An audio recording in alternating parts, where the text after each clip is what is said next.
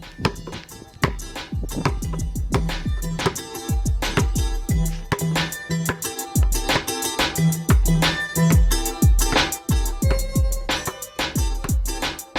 Hoopheads podcast is brought to you by Head Start Basketball.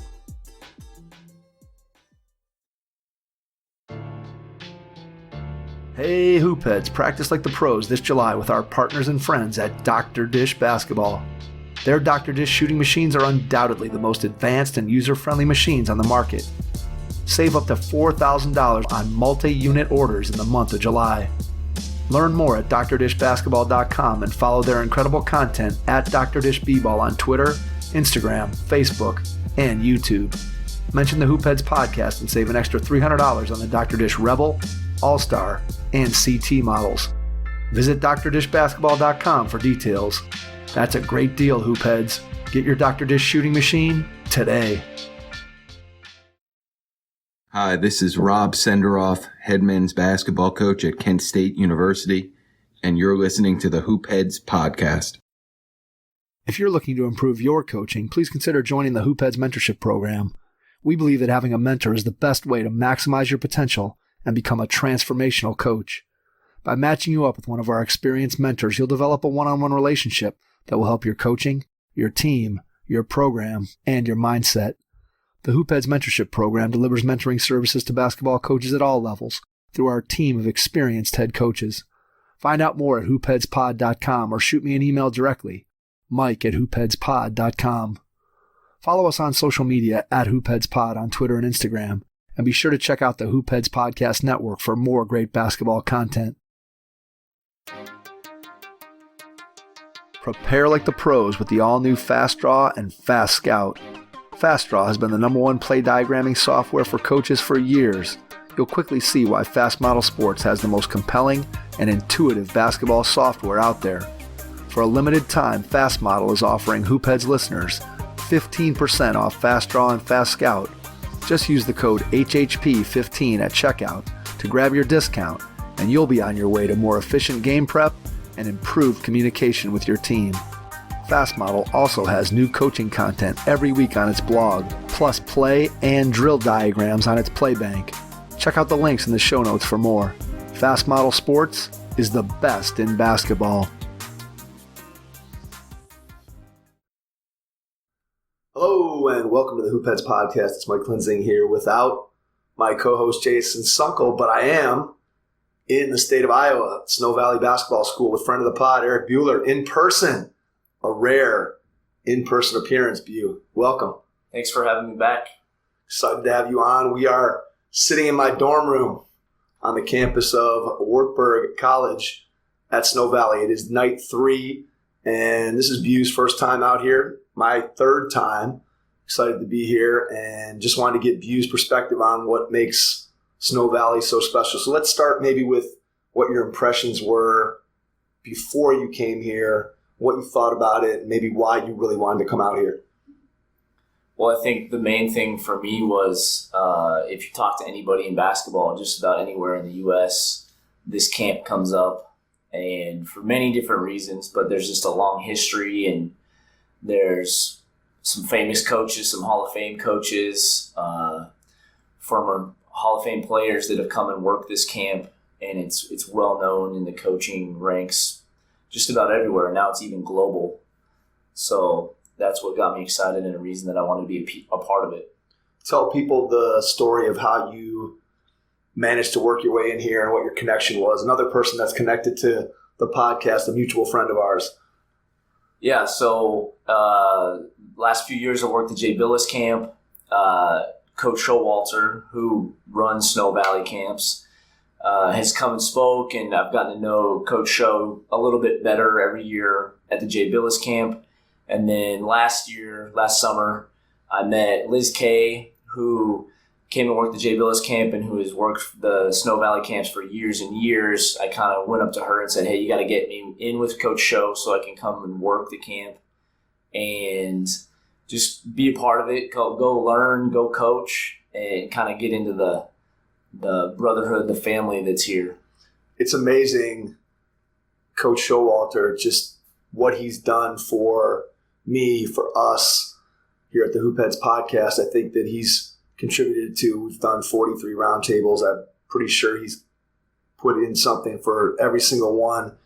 Right now he's in Italy, so disappointed that we missed out on him this week, but he's just been a guy that is so special. Anybody who's been around him in any way, shape, or form knows. And when I go back to when you and I worked the Billis camp, which I think now is 2019, I believe, when we were both there together.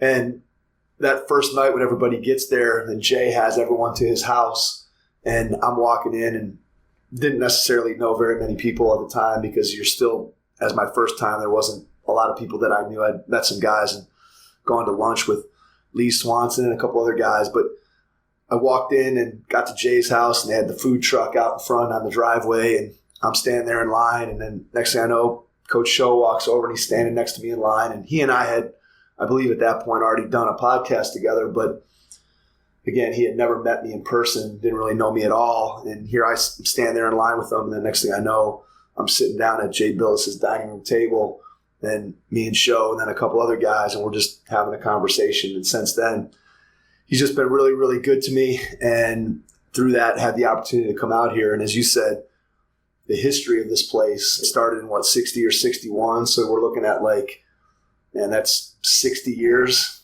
plus since the thing started. So as you said, you think about the names of the coaches and the different people that have come through here. What's been your impression just initially about, let's talk about the people first, some of the people that you've been able to meet. You don't necessarily have to name people by name, but just talk a little bit about what makes the coaching staff here, just the experience as a coach, so interesting and just so valuable to you as a professional. Yeah, I would start with, I think we're hoops junkies. We want to be good coaches. We want to do a good job. We're here for some selfish reasons because we want to learn as well. But all in all, it's a group of coaches that love kids and they love the game, and it's the best way they know how to make the world a better place, if that's getting too big. But everybody you talk to wants to talk about basketball. They want to talk about helping kids. They want to talk about what they do in their normal everyday life, but also it always comes back to basketball in some way or another, and that makes it fun and interesting, and you just learn. You're learning all day, every day. Hearing the stories from people, either when you're standing there and we're having a little coaches meeting while they're getting the kids warmed up and fired up and ready to go for the day, and you just stand and have a conversation with somebody different all the time, or you get to have some conversations at lunch or dinner or breakfast with some of the other coaches while you're eating your delicious Wartburg College food. A+ for the Wartburg College cafeteria. They do a tremendous job here. My kids look forward to it every single time.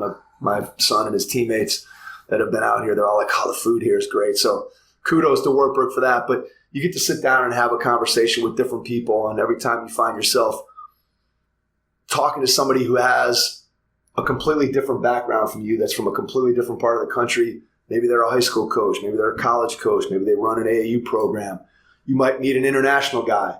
Last year I was fortunate enough to room with Coach Kiki, who is from Colombia.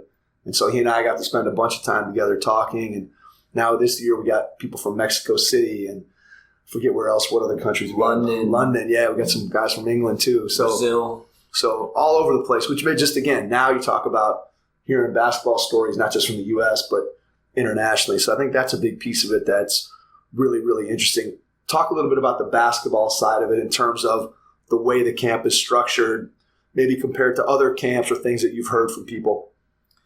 Yeah, I would say, speaking of stories, the coaches told us a story at the beginning that the coaches that have been around for 15, 20 years plus, they kind of call themselves the last of the Cowboys. And they mean that in a way of like it's kind of old school in how they teach and how they approach the game.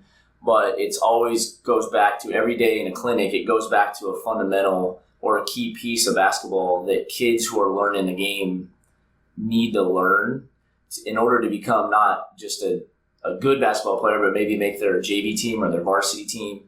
If there's a better teaching camp out there, I would put this up against it because it's the full spectrum. They teach every aspect of the game, offense, defense, the little things, situations, shooting, handling the ball, everything like that from the ground up. And I think they do it the right way. and it's taught by multiple people from all over the world, all over the country, and it's a pure teaching camp. Like, they're here to teach the kids how to play the game, and in my opinion, play the game the right way.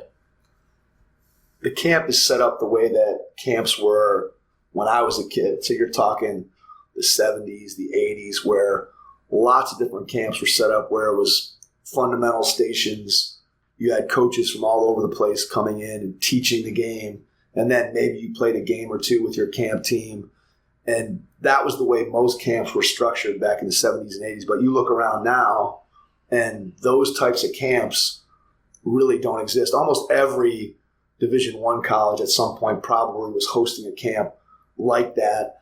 But now what we have is team camp, where high school kids are with their high school coach and with their high school team. So you have that. Or then you have all these different exposure camps where it's just I sign up as an individual and I go and they throw me in some pickup games and I get ranked as a fourth grader or a fifth grader. And you have very few of, as you said, these camps where you come in and you're going to be taught by some of the best coaches around the country. And one of the things that I really like about Snow Valley that I think makes it unique, in addition to that teaching piece, is so many camps advertise and try to promote themselves because of the players that they have coming in, and they try to attach this player's name, or they talk about national rankings or this or that. But what Snow Valley does and what they try to attract people with is you're going to come in and you're going to, as you said, learn the game and be able to be taught by coaches from not only all across the country, but all across the world. And I think that's what makes it unique, is that it's this old school camp that obviously it's evolved over time, but clearly it still has that original vision that was started back in the 60s, where you had John Wooden in attendance, you had Pat Riley working at the camp, and just all these different guys. And even today, we're fortunate enough this session to have Dave Severance from the Clippers, and he did a little skull session last night. So talk a little bit about the professional learning. We talked about how the kids get taught by the coaches, but talk a little bit about what you've been able to take away as a coach watching some of these other coaches and the way they do things. Well, I think in the clinics, there's coaches that do some similar things that I've already known or I've already seen, but they have their own twist on it. And then you have full access to them as soon as the clinic's over. Hey, coach, why do you teach it this way? Or while they're teaching, it's like, oh, I love their verbiage and how they explain things and how they teach the game. And guys like Dave Severance, you have full access to them all the time. While kids are warming up, you can pull them aside and talk about shooting or player development, or last night, full access to professional film, game film from NBA games. There's just about anybody can answer just about any question you have about any aspect of the game. Just pick and choose who you want to talk to or who's teaching a clinic. Even someone that isn't teaching a clinic, you might stumble upon someone that can answer a question for you about the game. And that's what I've gotten the most out of it so far. I like the fact that you get mixed up with different players. So here at Snow Valley, they have 4 different league/age groups. And you primarily spend most of your time with one age group, but then you get flipped around to different age groups, maybe to go and work a clinic with a different age group. So you're working with a different group of kids, and you're also seeing a different group of clinicians actually teach those skills. And then maybe you get to officiate a game. So you're seeing kids at all the different age groups throughout the camp. So I think that's one of the things, that the exposure to not just your little group, but you get a chance to interact and talk with everybody. To me, that's one of the things that is the most, I think, satisfying, is just the opportunity to build those relationships and talk to people where, all right, I'm looking at this coach and I see him across the way, and maybe I'm not standing next to him this time, but in the next meeting or the next time we're interacting at lunch, now I find myself sitting right next to somebody, and boom, I've got a new relationship and somebody that I can pick their brain, I can reach out to them and hopefully develop a relationship, so that I'm not just picking their brain while I'm here at camp, but you develop that relationship and now you can stay in contact. Just like we did at Billis, right? You and I connected down there, and then stayed friends. And that, to me, that's really a valuable piece of it. Yeah, it's about networking, but we're not networking to like get our back scratched to get a job or something like that. We're here to get each other's social media or email or phone number. And so in January, when I'm struggling with something with one of my teams, I can reach out to a veteran coach or this coach was teaching this at camp. Maybe he has a good idea for me, or even it develops into like friendships, and you're checking in on each other and following each other's lives and supporting each other that way, which is kind of unique because those coaches out there, sometimes it's a lonely spot, especially if you're a head coach or you just might not have that support where you're at. And it's nice to have that national web of people that you can reach out to and they can lift you up when you need to get lifted up. I also love the fact that you have coaches from all different levels of the game. So like we've talked about last night, we're sitting coaches meeting late night, eating some Jimmy John sandwiches and listening to Dave Severs from the Los Angeles Clippers talk. And he's showing us, as you said, NBA film, and we're getting a chance to break that down with him. And then you've got some of the younger coaches here who are just breaking into the profession. Maybe they just finished their playing career and now they're a GA somewhere. And so they're talking and trying to learn and network and get to know people. You've got longtime high school coaches. You got brand new high school coaches. You got guys who are coaching at JUCO and Division II and Division III. And when you have people at all those different levels, it's just great to be able to talk to them because you get a completely different perspective because, one, they're in a different part of the country. Two, they're coaching in a different place than you are. And so when you sit down and have those conversations, they open up and suddenly you're learning something about someone that you had no idea what their story was or where they were at. And a lot of times you look at them and you're like, okay, there's this guy. And at the end of the camp, we always get a list of all the coaches that were there and you get their contact information so you can reach back out to them. But one of the things that's fun for me, at least when I get here, is I look and there's some, now that I've been here, this is my third time, there's some people obviously that I know, then there's some new people, but even some of the guys that I've seen before that maybe I didn't get a chance to talk to the last time I was here. And there's at least 2 or 3 this year that I've sat down and talked to that I hadn't had more of a conversation before with them than, hey man, give them a quick fist bump in between things. And now I sit down and learn their story and find out a little bit more about what makes them tick. And that's really, I think, one of the most satisfying parts of it is just, again, that connection with coaches. Yeah, absolutely. It's a special family that, I don't know, if you're not a coach or you're not in the coaching lifestyle, as I call it, it's not necessarily just a job. It's kind of hard to explain to even my wife probably wouldn't understand some of it. I was just going to say the same thing. As my son and I were walking out the door, she's like, isn't there a basketball camp that you could take him to that's closer than Iowa? I'm like, well, yeah, there probably is, but I'm not sure you understand just what makes this place so special. So yeah, I think maybe our wives don't necessarily understand the conversation that you and I are having, what the value is of the networking here. And I think too, that goes back to Coach Showalter of, he has his network who kind of they vetted us, right? And they vouched for us. And we met Coach, and because we checked off with all these boxes with other people, we're now allowed to come and be part of it. And when you get here, you're meeting 20, 30 other coaches, and you're like, oh, I know why you're here, because you're a lot like me, but you got your own spiel and your own deal. But we're all very similar in that background. So yeah, and once you're here and once you're a part of it, you get treated like family. Yes. And you get connected. And every time I show up, Coach Slaubaugh, who I hadn't met before I got here, who's the head coach at Cornell College, just had him on the podcast after I came the first time. And now every time I see him, it's like seeing a long-lost friend. You and I got to experience that when we first got here this week. We sit down. I always say my son, now this is the 3rd time that he's been here with me, and he's super excited because the night before when we get here early, we stay in the dorms, and the first 2 times we've gone to this pizza place. And so in preparation for the trip, he's like, we're gonna go to this pizza place, right? We're gonna be able to make it and go to the pizza. I'm like, hey man, relax. We're gonna get pizza. It'll be all right. So you and I and my son and his teammate ended up going to the pizza place when we got here, and we're sitting down, we're eating our meal, we're enjoying that. And there's some other coaches that are in the restaurant, and Coach Slaw has a little group. He's with his son Zach, and it's time for us to leave and settle up the tab. And the waiter comes over and says, "Oh, I forgot to tell you guys, Coach Slaw picked up your tab." And is that something that he had to do? Absolutely not. But that's just the way that you get treated when you're a part of this.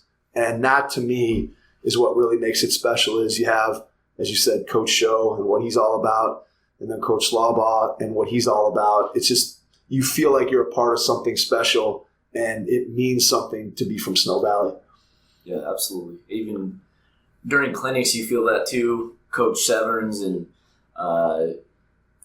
Coach Decker, they'll finish up their teaching moment, and then they'll check in the crowd with all the other coaches in the room, and there's just an instant understanding of like, I trust you, you're a professional coach, do you have something to add, or do you have a different twist on something that we can teach the kids? It's all about, it goes back to, I trust you to teach the kids and improve their game and improve the camp. And having little tweaks, like that's what I find when you mentioned earlier, picking up whether it's verbiage about a drill or something, that a way that they teach a particular skill. I always like looking at it, I say, okay, I've done this drill right here, but man, if I just add this little piece to it, or I just set it up a little bit differently, now I've got some variation that I can use with my team or with my kids that I work with, so that, as you know, we're always trying to get new things, but we want to teach the game the right way, but sometimes we want to do it in a slightly different way. And I think this environment is always really valuable for being able to find some things that you can take back. Has there been anything that stands out to this point that you've been able to pick up, that when you think about whether it's just some vocabulary or a particular piece of a drill or something that caught your eye from a basketball standpoint, that maybe somebody who's out there listening can benefit from us having been here?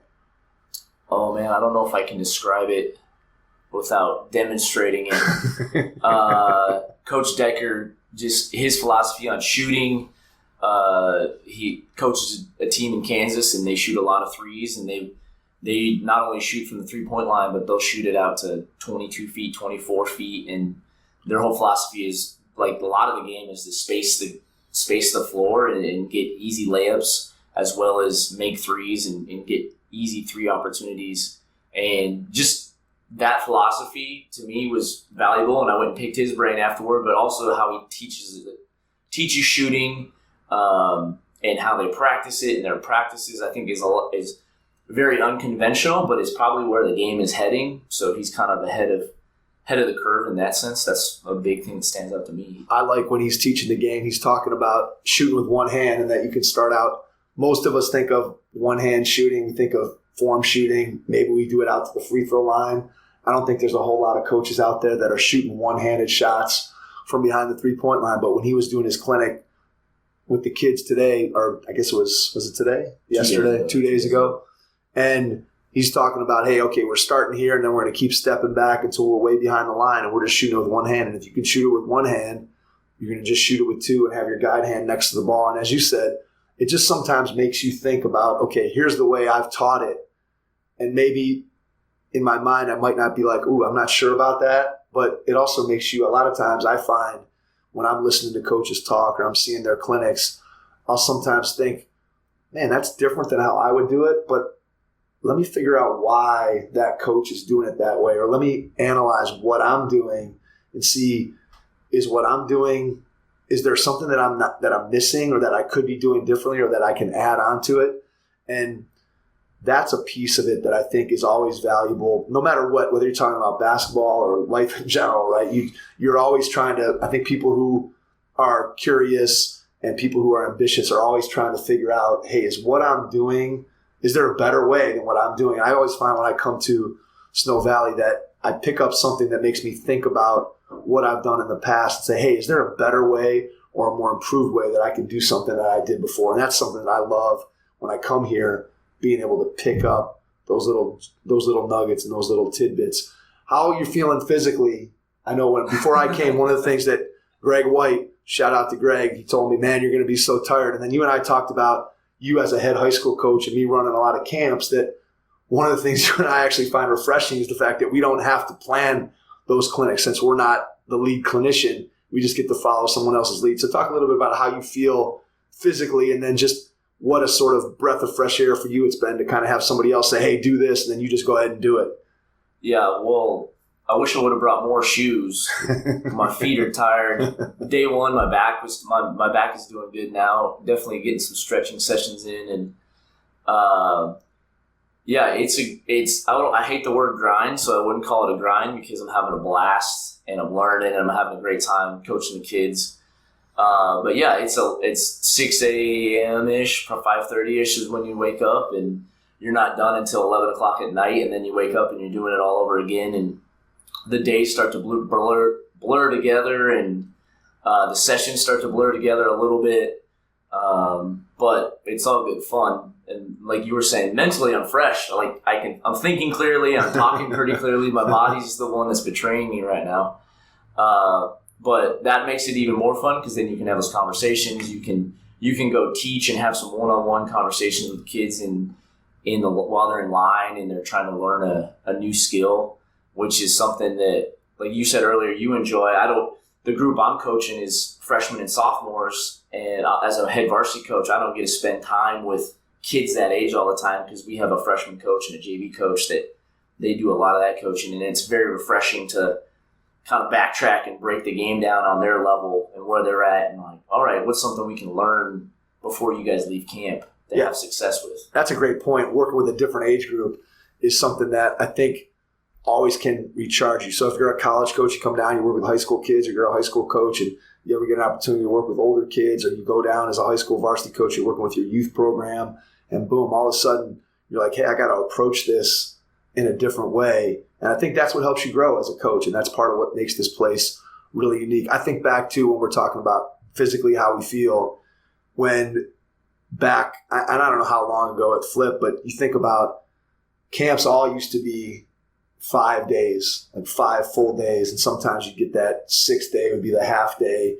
And even my day camps, I'm still running like 5 days a week. There's almost nobody left, at least in Cleveland where I am. Almost everybody's gone to 3 or 4 days at the maximum. I've had this year, for the first time, I probably had 5 or 6 parents come up to me and be like, hey, are we having camp on Friday? I'm like, yeah, we're having camp on Friday. You got to check, and you sign what you signed up for. But I couldn't imagine, thinking back to when I was a kid, going to camp and having those coaches be there 5 days, and just what that would feel like and look like. I think now I'm used to the rhythm of these shorter camps, but thinking about 5 days, man, that'd be a lot. Yeah, that's rough. That would be rough, even for the coaches. The players they're hanging in there, but even they're being mentally and physically tested with their toughness. And I think they get a lot out of it, because we know that kids, to be able to put this much basketball on them, there's very few kids who are putting them out this amount of time in. I mean, it's not physically feasible for them to be able to do that on a regular basis. So yeah, you're really pushing them to the extreme to get them, and not only from a physical standpoint, but I know one of the things that almost every coach who does a clinic, right, they're doing your 2 claps and trying to get their attention and making sure that when they're talking to the kids that they're dialed in mentally, because that's a lot for a kid, especially you're talking about younger ages. I think we go down to 5th grade maybe, I think, and all the way up through varsity players. And so when you're doing that much, it's a challenge. So coaches have to, again, be on that and make sure that they're doing that. And the coaches here just do a tremendous job. So we're coming up almost on time for us to be back to our session. So Erik, just give us one, if you had to sum it up, 1 or 2 sentences, what makes it so special, and then we'll wrap things up. I would say it's a teaching camp, and people here are here to teach the game. Kids are here to learn the game, and coaches are also here to learn and expand what they know about the game.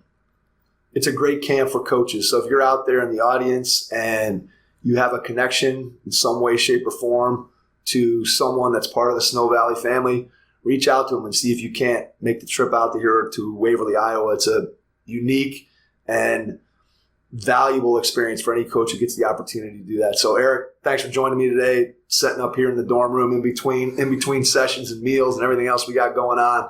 Glad that we were able to hook up again in person, since we haven't done that since 2019 down at Billis. But we appreciate that. Thanks for joining us, and to everyone out there, thanks for listening, and we will catch you on our next episode. Thanks. Your first impression is everything when applying for a new coaching job. A professional coaching portfolio is the tool that highlights your coaching achievements and philosophies, and most of all, helps separate you and your abilities from the other applicants. The Coaching Portfolio Guide is an instructional, membership-based website that helps you develop a personalized portfolio. Each section of the Portfolio Guide provides detailed instructions on how to organize your portfolio in a professional manner. The guide also provides sample documents for each section of your portfolio that you can copy, modify, and add to your personal portfolio. As a Hoopheads Pod listener, you can get your Coaching Portfolio Guide for just $25. Visit coachingportfolioguide.com/hoopheads to learn more. Thanks for listening to the Hoopheads podcast, presented by Head Start Basketball.